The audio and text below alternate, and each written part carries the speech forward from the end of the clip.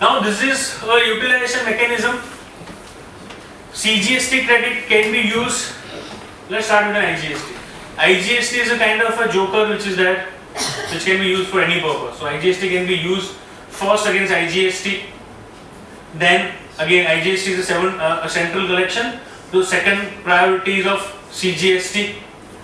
This is a sequence which I need to follow. It's not that okay fine I want to first utilize against SGST. That's not allowed. Existing sequence is also there. If you have VAT credit, you have to first utilize VAT credit against payment of VAT. And if any credit is left out, then you can utilize for the purpose of payment of CST. You can't utilize VAT credit first for the payment of CST and then for the payment of VAT. So similar kind of restriction is also there. IGST credit has to be first utilized for the payment of IGST. If anything has been left out, you can utilize for the purpose of CGST. If still there is something which is left out, then you can utilize for UTGST or SGST, whatever may be the case. And this is to be seen every month on 28th. It's not on a year basis. Okay, fine. This month I don't have a sale, but next month I would be having a sale. So for a month to month, I would be required to verify that what is my liability, what is my credit, and how I can utilize this credit. Then second would be the credit of CGST. So I have written the first, that is the first preference, second is the second preference. The credit of CGST has to be first against utilized payment of CGST. If still credit has been left out, then you can utilize for the purpose of, I cannot utilize it for the purpose of SGST, neither for the purpose of SGST nor for the purpose of UTGST. So central to state, not allowed. Then SGST, obviously first against SGST, if left out, then for IGST. UTGST first, UTGST, then for IGST. So this is the manner in which I would be required to utilize the credit. Now, when we see this, what has been written? Earlier there were so many provisions which were restricting my credit. But when I was reading for the first time, when I read this first, I was so happy. What they are saying? Registered person will be get credit of input tax of goods or service. So being input service, capital goods is not a mandate as of now. It should be input tax on a goods or a services or both which are used or even intended to be used in the course or the furtherance of the business, and where the credit is to be taken, electronic credit ledger. So now, earlier I was required to create a nexus. If it is my input, there has to be a nexus with my production. If it is an input service, I have to directly, indirectly need to create a nexus with my activity. All this has been gone. So whatever I procure from my business, I would be able to get the credit, the benefit. Being a chartered accountant, as of now, we can't avail a credit of whatever computer or the laptop which we have purchased, whatever VAT we have paid, because we are not paying it as an output side. Now we would be able to. Even a furniture, I would be able to. So whatever I procure now, and if I am using or I intend even to use in the future for or in the course of furtherance of my business, I certainly would be able to avail the credit of all such things. So happy, everything would be available. I did not require to create nexus. I did not require to even justify anything. But wait, now you feel that okay fine, it is so good. Now this will remind me of Mahabharata event. Bhishma Pitama. હવે લાગશે કે માણસ અહીંયા પર સૂતું છે. These are ifs and buts. Let's see one better. We have discussed in the second session that just payment of tax is not an eligibility criteria for the purpose of availment of credit. I must have possession of tax invoice. There is another term called bill of supply that is to be given by the composite dealer. Composite supplier, to be more precise, cannot issue tax invoice. or when the goods are exempted, they cannot issue tax invoice. They would be issuing us a bill of supply. And if it is a bill of supply, I can't avail the credit. So if I need to compare with an existing all dealer provide us that invoice, ऊपर लिखा होगा tax, retail tax होगा तो उस पर टिक करेगा. अगर उसने रिटेल पे टिक कर दिया तो अभी भी क्रेडिट नहीं मिल रही है. So now they will change the name itself. It should be tax invoice or a bill of supply. So I should be having a possession of tax invoice, so documentary proof or a debit or the credit note for the purpose of availment. So just a payment on an advance, you can't avail credit on advance. They are saying debit credit note or invoice, tax invoice. They are not saying a receipt of payment. So on the basis of receipt, you can't avail the credit. Second condition, I must have received goods or services or both with explanation, meaning that by in case of that subsequent sale transaction, we will discuss it. Even though Atul Bhai was not receiving those goods, still it is deemed that he has received those goods and still he would be able to avail the credit. But otherwise, in a normal scenario, other than the in case of that subsequent sale transaction, in all other cases, receipt of goods or the services is a must. So invoice, receipt of goods as well as services. Then this has created the whole thing.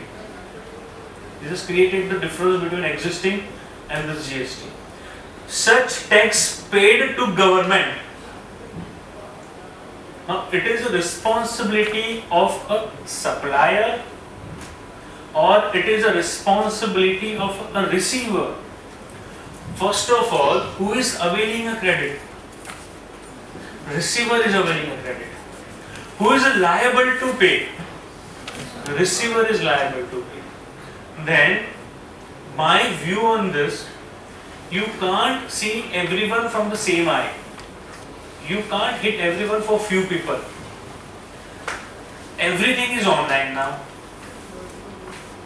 If someone is not paying tax, then please take action should be taken against that person, not on the person who has with a bona fide intention has paid to the supplier.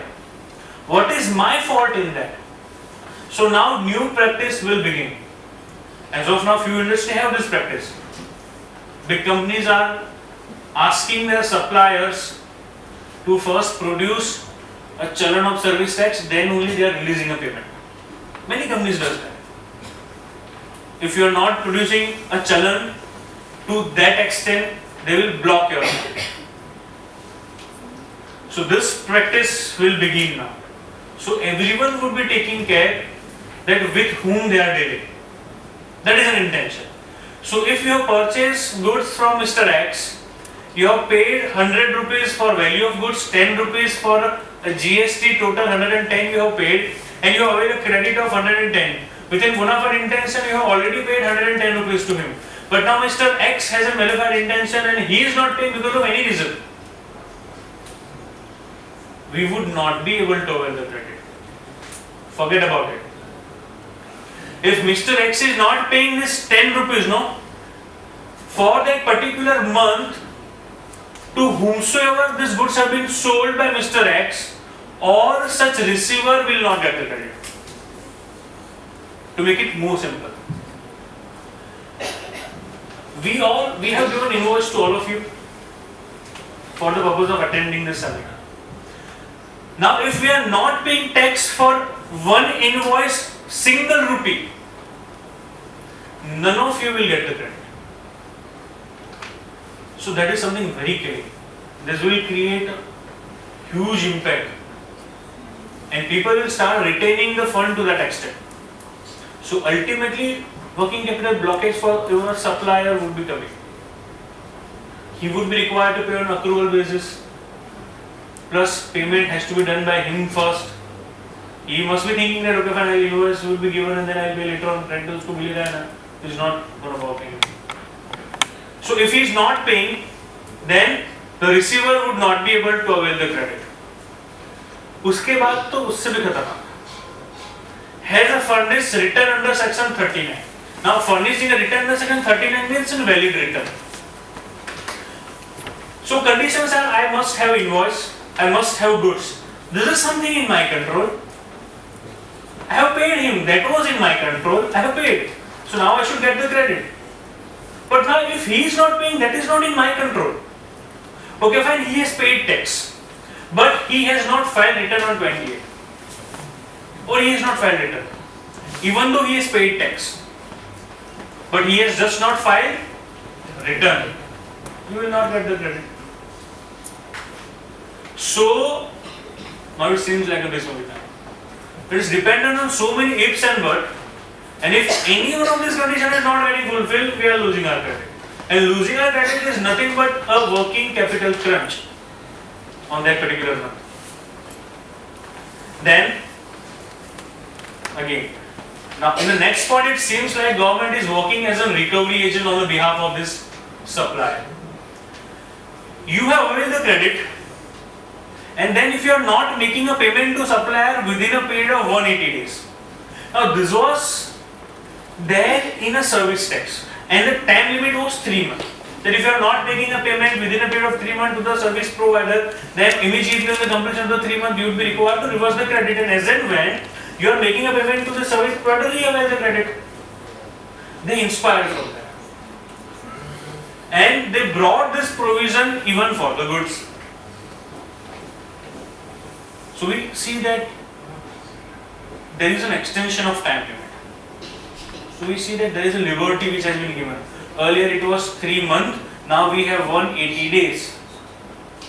So if I am not making a payment to my supplier within a period of 180 days, I would be required to reverse the credit. So we see that we are okay, fine, we got a liberty from 3 months to 180 days. No, wait. Earlier it was if I am not making a payment to my service provider on the completion of this 3 months, I just simply need to reverse the credit. There was no interest implication on that. But now in this case, if I am not making a payment to my supplier of goods or a service in 180 days, on 181st day, I would be required to reverse the credit, and I would be required to pay interest on this 180 days. And then later on, whenever I am making a payment to him, I will avail the credit, but not of interest.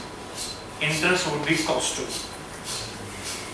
So why you are working as a recovery agent? There could be any problem, and this would be the biggest impact in case of retained amount, retained deposit. They are not saying how much payment we should release, full payment. So if there is a retention money, and this retention money is to be released after 3 years, 2 years or 1 year as per the terms of contract. What about the credit availability? Because majority contract comes with a retention, and if there is a retention, what is required to be done? So probably we need to change our business term. Okay, fine, you want a retention, but do one thing, first pay me, I will give a bank guarantee to that extent. But the moment you are saying retention, that means you are not paying. The moment you are not paying, you are losing your credit. So wherever either you are doing a retention on someone's behalf, or your money has been retained by someone, better ask him to make a payment. I will give you a bank guarantee, but make a full payment so that your credit should not get stuck. Or wherever you are making such agreement with your suppliers, please ensure that you are not using the word retention. The moment you are saying retention means you are not paying, and the moment you are not paying within 180 days, you will lose the full credit. So don't take chance with this. Reverse side mechanism. In case of reverse side mechanism, if you can recall, my payment liability was on a payment basis. So here credit also on a payment basis. But the payment of what? Again there seems that working as a recovery agent. I am asking for a credit of what? Tax, no? So I should get the credit on a payment of tax. Now what is the transaction of RCM? Let's understand it. I am a receiver. I have purchased certain goods from an unregistered supplier. So reverse charge is applicable. I would be required to pay the reverse charge mechanism directly to the government. So I have paid amount of tax to the government. So I should get the credit on payment of tax. But the word which has been used is payment to him as well as of tax. So in this month, if I have made a payment of tax, but I am making a payment to my unregistered supplier after 2 months, my eligibility to avail would be after 2 months. But my liability to pay is 10 months. So again, working capital problem. And as of now, in a Sandweight, we have provision that I can avail a credit for input and input service. Time limit is not for capital goods as of now. That I can avail the credit within a period of 1 year from the date of invoice. Now this 1 year ki jagah pe they have changed the provision. Whatever credit which has been left out during the year or whatever modifications which are required to be done for that particular 1 year, I would be required to modify or availment has to be get completed maximum by after the completion of that financial year. आप सितंबर का return जब file करोगे 20th अक्टूबर को, तब तक आपको सब close कर देना है. So if I am talking about 16-17, I am having a time limit of filing a return of September. Now time limit of filing of return of September is 20th of October. So I can avail a credit up to 20th of October. After that 16-17 credit cannot be availed. So the word is either September return or annual return. Now annual return is in December, so automatically it is September return. So that's why I am directly saying September. So if you are not availing a credit up to the next September, you would not be then able to avail those credits for that particular financial year. So time limit is also there. And this is something old provision. So far as I am claiming ITC के ऊपर depreciation. Now अगर मैं accounting point of view से देखूँ ना, तो ITC भी लूँ और depreciation भी लूँ, वो possible ही नहीं, वो accounting entry हो ही नहीं सकती है. What they are talking is, if I am claiming, I need to maintain 2 depreciation.